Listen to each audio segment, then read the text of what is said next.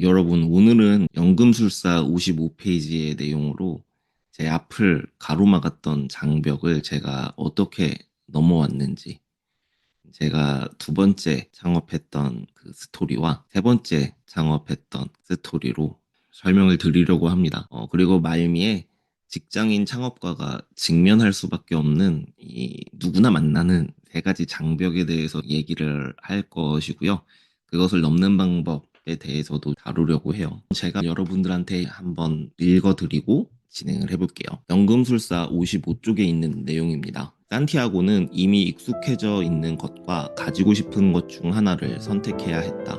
물론 양털 가게 딸도 있었지만 그녀는 아직 그의 사람이 아니어서 양들만큼 중요하진 않았다. 이틀 후 그가 그녀 앞에 나타나지 않아도 그녀는 그 사실을 알아채지 못할 것이다. 그녀에겐 모든 날이 다 똑같을 것이고 그건 다른 사람들도 마찬가지였다. 자신의 삶에서 일어나는 좋은 일들을 깨닫지 못하는 사람들에게는 하루하루가 매일 해가 뜨고 지는 것처럼 똑같을 수밖에 없으니 말이다. 난 아버지와 어머니 그리고 내가 태어난 고향의 성을 떠나왔어. 그들은 이제 내가 그들 곁에 없는 것에 익숙해졌고 나 또한 혼자 있는 것에 익숙해졌지. 양들도 곧 내가 없는 것에 익숙해질 거야. 네, 저는 이 구절을 읽을 때 옛날 생각이 참 많이 나더라고요.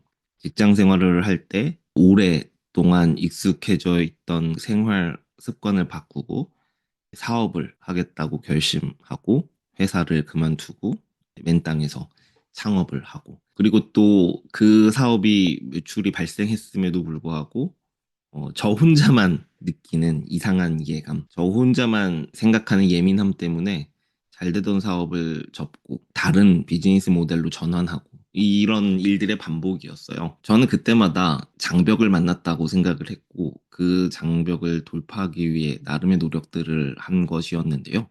일단 제가 두 번째 창업이었던 청각장애인을 위한 발음교정 서비스에 대해서 좀 얘기를 해볼까 합니다.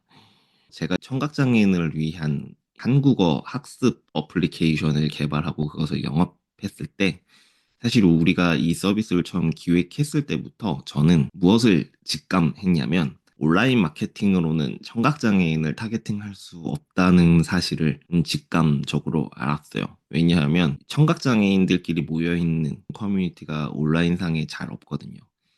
왜냐면은 청각장애를 가지신 분들이 자기 자신이 청각장애인이라는 사실을 이렇게 공개적으로 오픈하기가 쉽지가 않죠.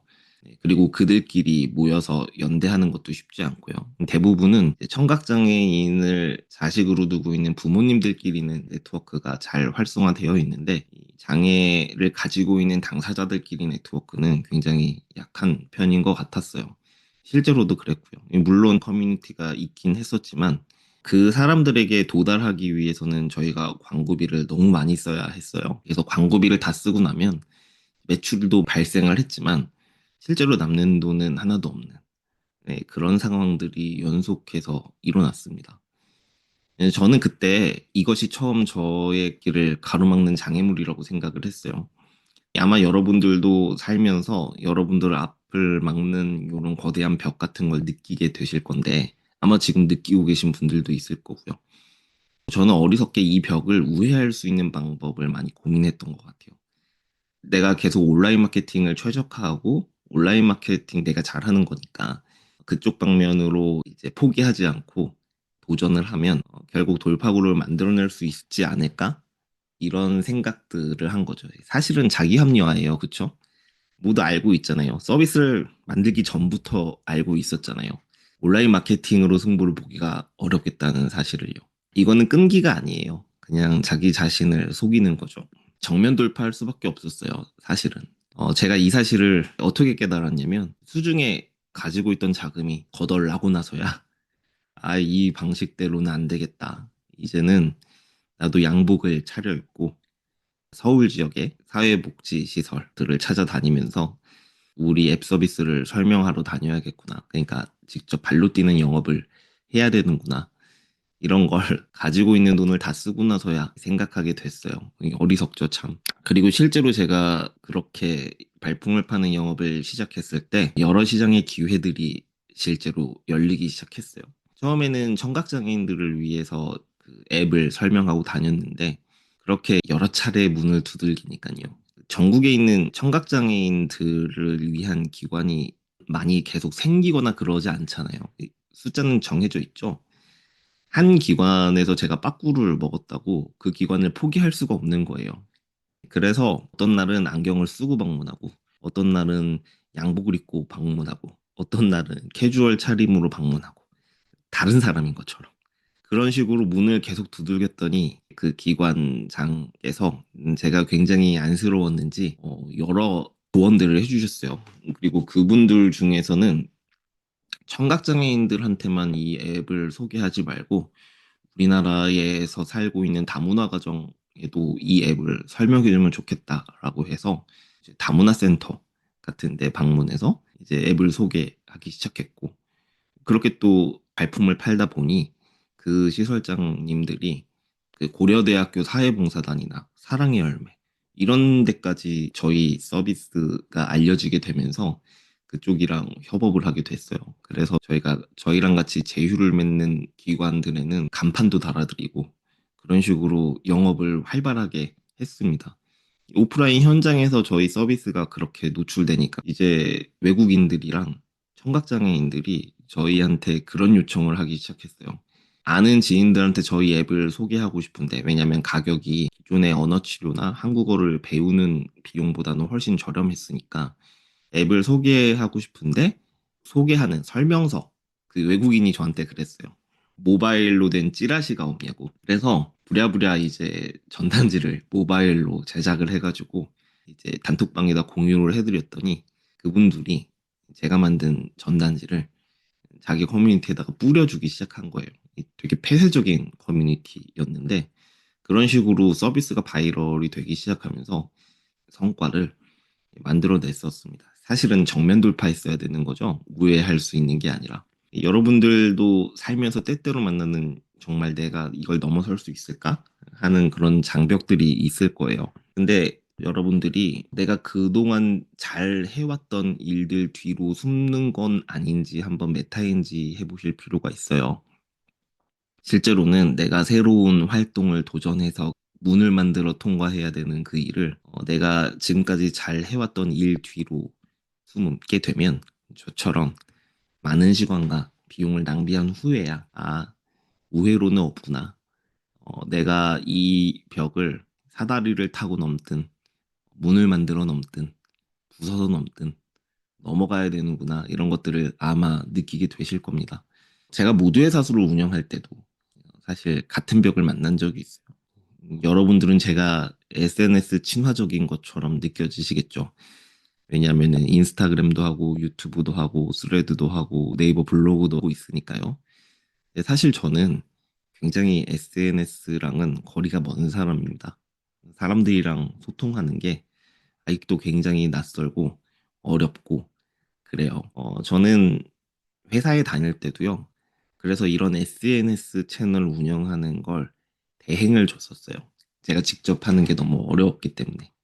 그래서 이제 하청을 주면서 제가 채널 운영에 대해서 감나라 배나라 큰 방향에 대해서는 개입을 했었지만 디테일하게 컨텐츠를 만들어서 업로드하고 사람들과 소통하고 이런 것들은 이제 실행사들을 끼고 같이 협업을 했었거든요. 근데 제가 이제 모두의 사수라는 서비스를 만들어 사람들한테 이제 영향력을 발휘해야 되는데 SNS를 해야 되는 거죠. 근데 저는 그게 참 하기가 싫었어요. 네, 저는 제가 그동안 쌓아올린 경력, 포트폴리오 이런 것들을 잘 어딘가에 전시해 두면 알아서 사람들이 저를 알아보고 네, 제 생태계로 와주실 줄 알았거든요. 사실 와주실 줄 알았다기보단 그렇게 되길 바랬던 거죠. 근데 여러분들 그런 일은 벌어지지 않았어요.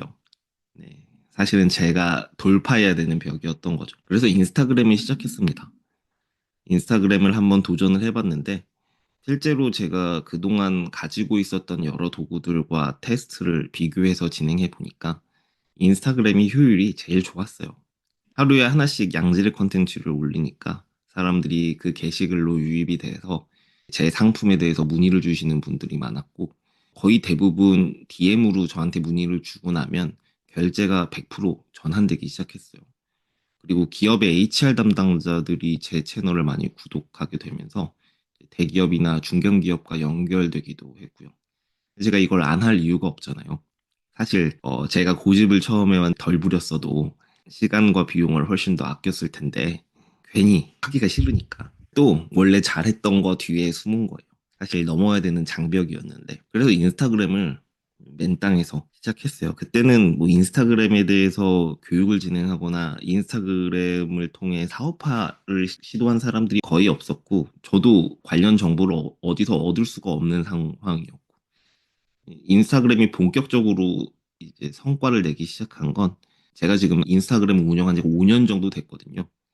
팔로워 수의 규모가 어느 정도 군집을 이루기 시작한 게 1년은 넘었을 때였어요. 한 1개월 동안은 아무런 반응도 없었고요.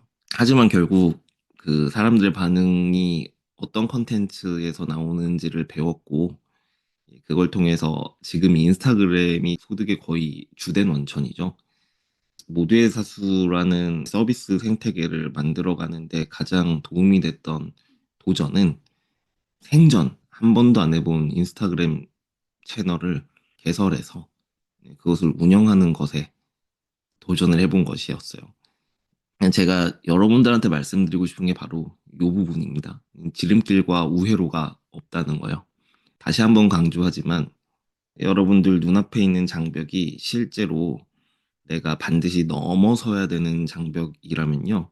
내가 잘하고 있는 걸로 그것을 넘지 못하실 거예요. 새로운 걸 배우셔야 될 겁니다. 근데 우리는 살면서 누구나 이 장벽들을 적어도 세 가지는 만나게 돼요. 이건 직장인이든 창업가든 마찬가지입니다. 첫 번째 관문은 뭐냐면요. 현금 흐름이에요. 우리가 경제적 자유라 그러죠. 많은 사장님들 혹은 직장인들이 이 단어에 현혹돼서 일을 하지 않아도 돈을 벌 수 있다는 환상에 한때 그게 유행이었죠. 이 현금 흐름이라는 건 단순히 설명드리면 한 달이든 분기든 일주일이든 주기적으로 따박따박 내 통장에 꽂히는 돈의 흐름을 얘기해요. 우리는 이 흐름이 있어야지만 예산을 계획해서 우리 인생을 설계하고 계획을 세워서 살 수 있죠. 근데 재밌는 건 직장인 분들이 제 기준에서는 사업을 하시는 분들보다 현금 흐름을 훨씬 빨리 만듭니다. 왠지 아세요? 직장인들한테는 한 달에 한 번씩 이게 따박따박 들어오는 고정 수익이 있잖아요. 그게 150만 원이든 200만 원이든 300만 원이든요. 이게 정말 강력한 게 모든 창업가가 1라운드에서 무엇을 구축하려고 하냐면요. 내가 직장 생활할 때 받았던 월급 같이 단단하게 들어오는 현금 흐름을 만들려고 노력해요. 내가 고정으로 들어오는 현금 흐름이 없으면 사람을 고용할 수도 없고 마케팅 예산을 편성할 수도 없거든요. 불안해서. 왜냐하면 내가 이번 달에 1,000만 원을 벌어도 다음 달에 500만 원을 밖에 못 벌거나 다음 달에 100만 원 정도밖에 소득이 안 생기면 이게 1년을 봤을 때 전체 매출이 10억이더라도요. 예산을 계획을 세워서 짤 수가 없습니다. 그래서 많은 사업가들이 처음에는 신규 고객들을 잡으려고 노력을 하다가 점점 재구매, 재계약을 늘리려고 노력하게 되는 거예요. 이건 직장인 분들도 마찬가지입니다. 뭐저 때는 없었겠어요. 많은 사람들이 회사 안에서의 경쟁을 포기하고 엔잡을 선택하는 경우가 많았어요. 저 때도요. 디자이너는 상세 페이지나 웹 브로셔나 이런 것들을 사이드 프로젝트로 받아서 60만 원, 70만 원씩 한 달에 소득을 더 올리고 이런 것들이 유행이었습니다. 저 때도. 하지만 결국 그런 활동들을 통해 자신의 가치가 올라갔던 게 아니라 내가 벌어들이는 소득이 그대로 1년, 2년, 3년 몇 해가 지나도 그대로 유지되는 경우가 정말 많았던 것 같아요. 제 지인들을 보면요. 저는 이제 그 시대를 살았으니까 제 동년배 지인들이 지금 생활을 보면 누구의 선택이 결국 맞았는지를 알 수 있잖아요. 결국 한 분야에서 한 가지 일에 집중하고 몰두해서 점점 자신의 영역을 넓혀간 사람이 35 이후로 삶이 좀 편안해지고 처음부터 너무 눈앞의 이득을 쫓던 사람들, 지인들은 지금도 그 소득이 없으면 생계가 좀 어려운 그런 형국에 처했어요, 실제로. 그러니까 제가 여러분들 앞에서 꼭 말씀드리고 싶은 게 내가 안전하고 단단하게 들어오는 현금 흐름을 지금 첫 관문으로 생각을 하시고 여러분들이 이걸 어떤 방식으로 넘든 꼭 돌파하셔야 된다는 말씀을 드리고 싶습니다. 직장인이든 사업가든 내가 한 달에 한 150만 원 정도의 현금 흐름을 만들어내는 거. 그러니까 불로소득이죠. 불로소득을 만드는 것도 내가 출근해서 그 노동의 대가로 돈을 벌지 않을 뿐이지 신경은 계속 쓰셔야 되고 공부는 늘 하고 계셔야 되는 거예요. 아무튼 150만 원 정도의 불로소득을 만드는 건 그렇게 어려운 일이 아니에요.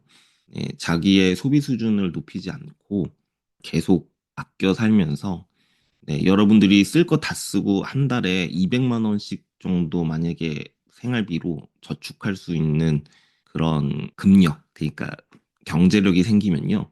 여러분들은 금방 투자를 배워서 돈을 좀 불려 나가실 수 있습니다. 그 200만 원은 여러분들, 특히나 직장인 분들은요, 잃어버려도 다음 달이면 회복되는 자산이잖아요. 왜냐면은 다음 달에 월급이 여러분들한테 들어오니까. 그러면 굉장히 리스크가 크고 공격적인 투자도 충분히 하실 수가 있어요. 막 이것도 책이나 학원 다녀가지고 배울 수 있는 게 아닙니다. 여러분들이 실제로 주식을 사봐야 되고, 부동산 임장을 다녀보고, 꼬마 빌딩이나 이런 것들 실제로 구경도 해보고, 그러면서 지식을 쌓아가셔야 되는 거죠. 그래서 이 1단계인 현금 흐름 관문을 여러분 넘어보셔야 돼요. 그리고 이제 두 번째로 여러분들이 넘어가면요. 맞닥뜨리게 되는 게 관계망입니다. 네트워크. 진짜 중요한데요. 인맥사회라는 얘기 진짜 많이 들어보셨죠? 근데 인맥사회라는 게 한국에만 적용되는 게 아니라 사실은 어딜 가도 인맥이 힘이에요. 어딜 가도. 세계 어느 나라에서도요. 그렇지 않은 데를 보지 못했어요. 링크드인이나 페이스북, 인스타그램 이렇게 관계망을 구축하는 소셜 네트워크 서비스가 전부 다 미국에서 이제 나온 걸 보면 우리나라만 인맥 사회가 아니라는 건 확실한 것 같아요. 그렇죠? 특히 직장 생활을 통해 커리어의 정점을 찍고 싶어 하는 사람들의 경우에는 특히나 더 관계망이 중요해요. 제가 정의하는 임원들은요, 실제로 제가 옆에서 보고 그 사람들이 어떤 능력을 갖추고 있는지를 보면요, 이 사람은 문제를 해결할 수 있는 사람이에요. 근데 자기 자신의 능력으로만 그 문제를 해결할 수 있는 사람이 아니라요, 이미 항공모함처럼 그 사람 주변의 관계망을 통해 그 문제를 해결할 수 있는 사람인 거예요. 쉽게 좀 예시를 들어보면요, 저는 이런 경우도 봤어요. 마케팅 회사를 처음 창업을 해서 내가 고객은 이제 영업을 통해서 확보를 할 수가 있는데 마케터가 아는 사람이 한 명도 없는 거예요. 네, 그래서 이제 CMO를 채용했어요. 그러니까 마케팅 최고 의사결정권자를 채용해서 그 사람한테 일을 맡겼는데요. 그 사람이 마케팅을 잘해서 CMO가 아니라요. 그 사람이 아는 마케터가 많아서 CMO인 거예요. 그 사람 한 명을 채용했더니 클라이언트 10곳을 수주해도 일이 돌아가는 거죠. 회사에 매출이 나기 시작하고.